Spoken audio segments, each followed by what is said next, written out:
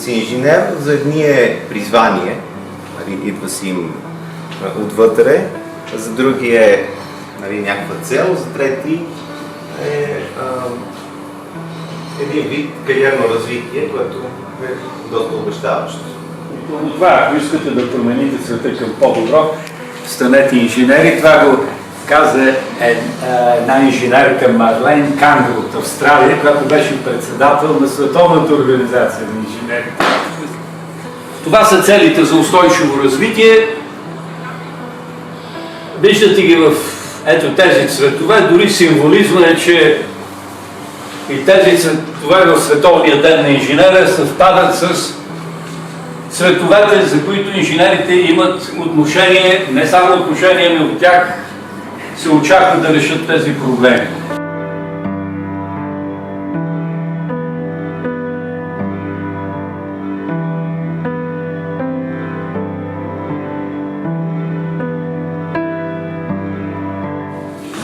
Знаете, че всяка една задача по програмиране, за да бъде вярна, трябва всеки път при дадени входни данни да изкарва едни и същи и съответно верни изходни данни.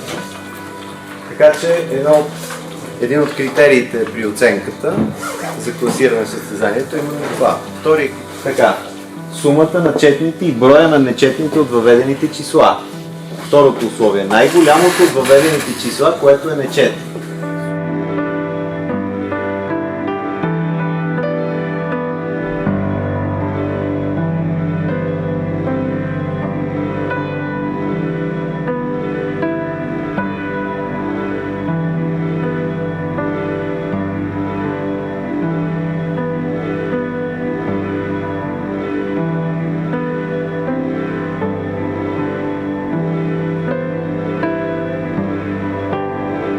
На трето място се класира Стефан Венелинов Радев.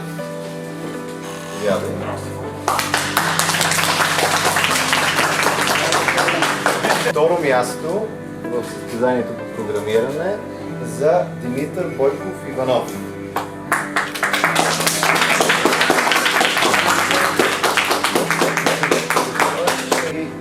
Победителя в днешното състезание е Марио Румен Николов.